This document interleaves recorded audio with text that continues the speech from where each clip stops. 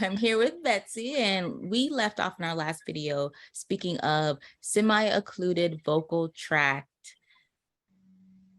exercises. Exercise. Is that Yeah. what I should call it? Exercises? Okay. Any other vocal warm-ups that you can think of? Um, there are things like humming that are very good. They do the same thing. It's actually, I guess, another version of semi-occluded vocal tract exercises. Um, but I think the important thing is whatever warm-up you choose, it should be, I think, what you want to feel is airflow at like your lips at the end of your vocal tract, and you want to feel like it's easy in your throat. So I gave some concrete ideas: the lip trills, the tongue trill, the F to the V, and a hum, a hmm. All of these are great, but you may find for you it feels better to just do like a or a N, like a All of these are fantastic as long as you feel airflow and it's easy in your throat. The other thing I would recommend is that you cover your voice demands, right? You cover your conversational pitch range and just get yourself primed and ready. Mm-hmm. Now, the next thing we were going to talk about is rest, voice rest. And actually, I wanted to get your opinion on this because, of course, as a speech pathologist myself, we've always taught that voice rest, maybe before or after using your voice for a long time, it is a good thing to do. But then we also hear that, you know, is voice rest really is it what is needed? Is it possible to really rest your voice? So what are your thoughts on that? Yeah, oh, great question. So somewhere in the middle. I think I don't necessarily see a need to purposely rest your voice ahead of time unless sometimes what I'll tell patients is to think of your voice as having a voice budget. And so if you know something's coming up where you're going to have to use your voice, maybe you're doing a lot of singing or you're going to be yelling in a parade or something like that, then yeah, maybe give your voice a little rest ahead of time in order to make a little more room in your voice budget. Um, but for day-to-day use, I don't think pre-use rest is super, super essential. Okay. Um, that said, I think if the voice is to the point where it's not working and it's painful, then rest is what you need. Mhm. Um, and rest can be total voice rest. You go to sleep, you're resting your voice. Um, it could also look like voice conservation. So if you've had a really long day and you come home and you have to like confirm plans with a friend or something, like you could make a phone call or you could send a text or email. Maybe send a text or an email instead. But let your body tell you, right? I think the thing that I like to caution with rest is it is very much a band-aid, right? It is something that's going to acutely help you feel better, but it's not going to affect long-term change. So there are limitations, but I think there is a time when the voice just needs a break. Mhm. Like other than rest, I think there are things we can do to reset the voice. I think that's an important thought here too. Um, the idea being, you've been talking for long enough or using your voice long enough that something's changed. You're feeling the change. Then we want to get you back to where you were before. Couple of things come to mind here. So if you're in the moment of a presentation, and let's say you're halfway through, you got another 30 minutes to go, and you're thinking, wow, my voice hurts. My voice is sounding strange. What am I going to do? Nightmare situation. Uh, Mhm. the first thing I would do, pause, take a little breath, give yourself a second. Sometimes just a nice full breath, if you've been going and going and going and just taking these little short, shallow breaths, that full breath is just going to let your whole body just sort of whoosh, like relax down. Um, And I would say what feels like eternity to you, the presenter, is often not even noticed by listeners. Listeners are very adept at not hearing breaths. They're really good at not hearing that. The other thing I would say is a hard swallow. If you have water, great, take a sip of water, but swallow hard. Like I had mentioned before, the muscles that start being used that don't need to get involved, they are your swallow muscles. So when we swallow, as part of the swallow, the muscles get even tighter. Everything gets really, really tight. But also as part of the swallow, those muscles relax down. And they're going to take that tension out of your throat too and help you get to the end of what you're presenting. For the really desperate, what I also sometimes recommend is taking some of that humming we talked about in the warm-up section very briefly. And you can probably find a time while you're talking to sort of embed that in. So if it's a casual presentation and you feel comfortable, a little or a little it's going to fit right in, but it'll help kind of reset your throat. Mm. Or if you just know you're going to come to an N where M sound, linger on it. Let it buzz a little bit and help your throat relax. I think this takes a little finesse, but I think if you're truly desperate, it can give you a lot of help. So that's sort of in the moment, just to get you through. You're going to you could do any or all of these, but big breath reset, hard swallow reset, or a little covert humming reset to kind of get you through. What else? Let's see. I think those are the big things during a presentation, because I'm trying to think if there's anything else, but I think those are what I'd most recommend. But let's talk about like after, right? I think cute, or any questions about that we should, any comments or anything? I don't mean to cut you off. Sorry. Oh, no, that's and I like the idea of taking that breath, and I believe I have another video about this also, regarding presentation skills and really watching your rate, not trying to speak too fast. And sometimes just taking a breath helps slow you down anyways. Mm-hmm. So that really, like you said, that really works, where the audience wouldn't think it's odd to just take a minute, take a breath. That helps you project your voice a little bit better, but it also will help relax you a little too. So. Nice. So you've come to the end of your presentation or the end of your workday. You're heading home and you're just like, wow, my throat's really, really tired. But maybe you have like kids, you want to read bedtime stories too. I get told that way more often than I ever thought. It's great. Everyone's reading to their kids. It's wonderful. So there's some big resets we can use. And so the first one is something called laryngeal massage. And I'm going to show you, I'm going to give you some kind of very specific instructions. But the reality is there's a lot of freedom in this. But there are some rules to follow while you're doing this, and they're very important. I'll tell you the rules first, actually. Listen to your body, number one, right? This is where all our life functions happen. It's where we swallow, where we breathe, where we talk. And so, we want to massage the muscles surrounding the larynx and help them relax, but we don't want to hurt anything. And your body will tell you. If you feel pain, a little less pressure, give yourself a break. But otherwise, you should be okay. The other rule is your carotid arteries run through here. So if you feel your pulse, you're a little too far back. We want to bring you forward. But otherwise, as long as the kind of nice thing about the voice is as long as it feels good, it's fine.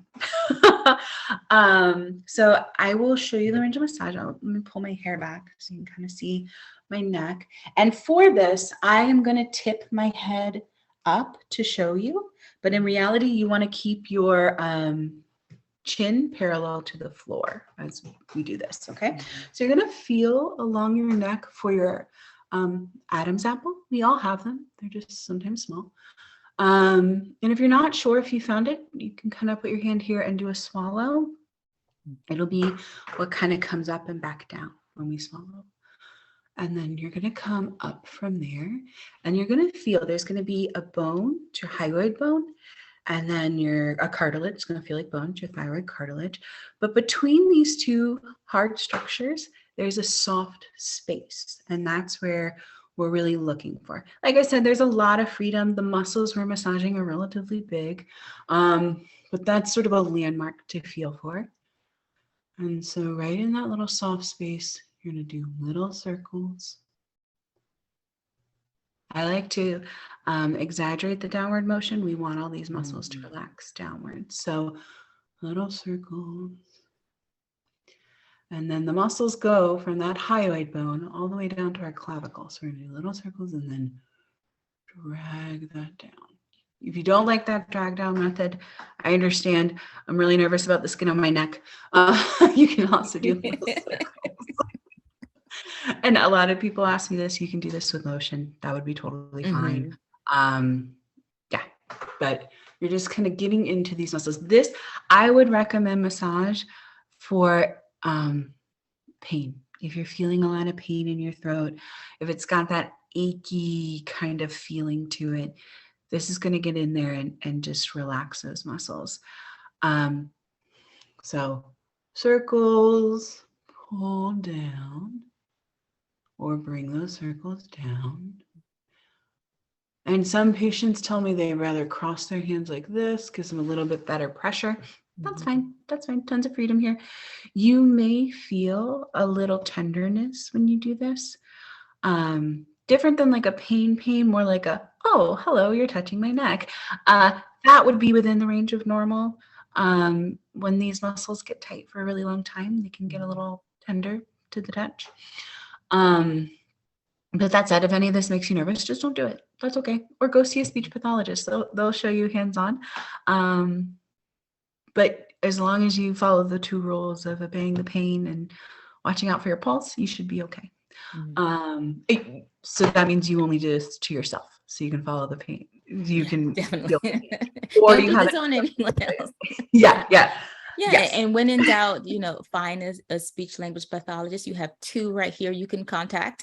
And we can help guide you on how to do these types of massages. The other important thing here, or not important, but the other option here in terms of like hands-on, just getting the muscles to relax, little heat, little hot compress to the muscles right here, just 15 minutes. And you could do that before, after, or in place of massage, I would say. Same as you would treat a tight muscle anywhere else on your body. Little heat might feel good. Okay, so that's massage. I'm going to take my hair down. Any other insights on massage, Siobhan? Is that something you do? Sounds like you do it regularly. I do it with some of my clients. A lot of my clients also really enjoy just neck stretches. Like what you just did. We literally just did the same thing. Yeah, it does feel good. Yeah. I would caution against neck rolling. And a lot of my clients, that's what they instinctively do. They just want to roll their neck. But to prevent injury, just lightly letting the head drop to one side, other side, down, and then stretching up, and a lot of people, they really feel it. I feel it so much. Just looking up at the ceiling. Yeah. What do you think? Yeah. Oh, absolutely. Yes. I do think it's really important, especially now while everyone's working at home and kind of like creating their own little work from home setup that's like not ideal. I have a lot of patients with tension, and then in their voice, but also throughout their neck and shoulders. We've been doing a lot of stretches. I think that's a really good insight that, to be honest, I often overlook. I think that's very good. Yeah. It's all of this is pretty crowded real estate. So so any sort of tightness in your neck or shoulders is worth addressing for your comfort and for your voice. So how could one make sure that they're doing what they can to prevent vocal fatigue? What's the best course of action? So awareness, number 1. I mean, you have to know you're headed to fatigue. to avoid it, Mhm. right? Um, and then I guess along with awareness is also knowing your limits, knowing what your voice can do comfortably. Mhm. And I would say if that is not equal to your demand, your regular demand, then it may be worth looking at your technique, the how you're making a voice. Um, I talk a lot in my practice about efficiency, right? We're looking for voices that are efficient. And so if you are chronically experiencing fatigue, that's a pretty good indication that there's some inefficiency Mhm. in your technique. I usually compare it to like sports science. Like if you're a tennis player and you injure your shoulder, but you need to keep playing, then you have good technique, you know how to do it, but Mhm. there's something not optimal about the way you're doing it. And so what do? You get a coach. You get a coach to show you how to do it in a way that's really efficient. And so that is where we come in. We're those coaches to help um, find the best, most efficient way you can make a voice. Oh, When it comes to efficiency, I guess I'll jump right into this. It goes back to, we look at it again, how the voice is built to work, which is on airflow. So it's really, can we get your technique as airflow reliant as possible? mhm. And that's kind of, in my mind, in my practice, that's what voice therapy is. That's what we do in therapy is just get that everything streamlined and efficient, not wasting any energy. Mhm. You only get one voice for your whole life, but you get one voice, right? So it's meant to do all the things we want it to do. So if it's not, we need to address that, right? Like it's no win for an SLP if you're not doing the things you want to do. If you're not coming home and reading goodnight stories to your kids, or you're not going to choir practice, or you're not, um, you know, being as effective in your presentations as you could be. That's not a win for us. Mhm. Uh, we want your voice to be able to do everything you need it to, because it's Mhm. our primary tool for relating to others. I'm a huge voice nerd. I don't know if that's a parent, but hugely so. That's great. Yeah, and if you can't do those things that you want to do or need to do with your voice throughout the day, it's worth seeking assistance. You know, make an appointment with your ENTs, your ear, nose, and throat doctor. Ask about speech therapy.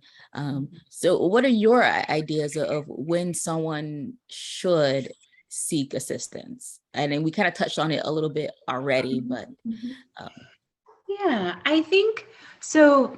The number one thing about voice is it's only a problem when and if it's a problem for you. mhm. So I would say, again, it comes to my mind, it would be, I would look at how chronic the problem is. That would be very troublesome to me because my voice demand doesn't change throughout the day. Mhm. But I have patients who don't have a huge voice demand, but they want their voice to sound really, really good every time they use it. Pretty Mhm. reasonable. So I think the moment you realize you're bothered by your voice, the moment you realize you're not liking the way it sounds, you're not liking the way it feels, um, the moment you're finding that you're consistently not doing the things you want to do because of your voice, Mhm. that would be when I'd want you to go see a doctor, get set up with probably a speech pathologist. That's what most voice patients need, honestly. But definitely start with an ENT, ideally a laryngologist. They're ENTs, ear, nose, and throat doctors with extra throat training, so they're a little more sensitive to things that can go on in the throat. Um, and that would be mostly to ensure there's nothing structural or anatomical that needs to be addressed first. And for most people, there isn't. Uh, it's really that functional technique Mhm. piece. Um, so that was a very long way of saying, if you're Mhm. bothered by your voice, do something about There you go. it. Sounds but good to me. yeah, yeah, I think the second it's because like baseline, we don't notice our voice. We have something to say, someone to hear it, end of transaction. So the moment our voice is starting to call our attention in a negative way, that's when I would start considering it. When that gets to the point where it's bothering you and you're noticing it,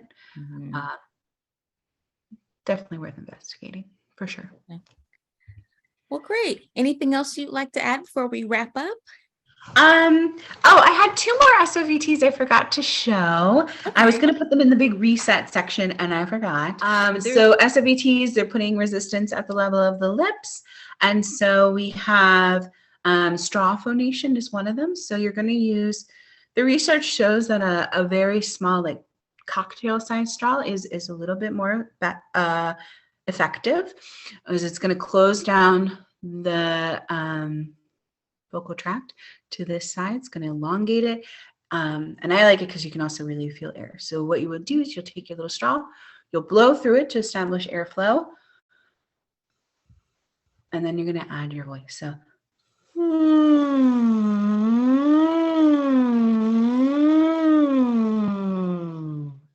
and to do this, a couple things you want to notice to get the most out of it. It should feel easy. There shouldn't be a feeling of pressure here in your throat. If you do feel a feeling of pressure in your throat, I'm going to show you another exercise to do instead. And you should feel consistent airflow on your hand the entire time you hear your voice. There should be no drops in airflow. And I guess the other thing is you'd want to feel some vibration here. And you can do, again, the Charlie Brown thing. You could do trill, you could do glides, you could do steady pitch, whatever you want. If you like to sing, you could do the melody of a song. The other thing you could do is with a slightly bigger straw and a very small amount of water, we're going to take that straw phonation, put it in a little bit of water. So we've closed down the vocal tract to the size of my straw, closed it down further by putting it in water. And we're going to do that thing you were told not to do as a kid. Blow bubbles with your voice. It's so fun. It's my favorite thing to do. So,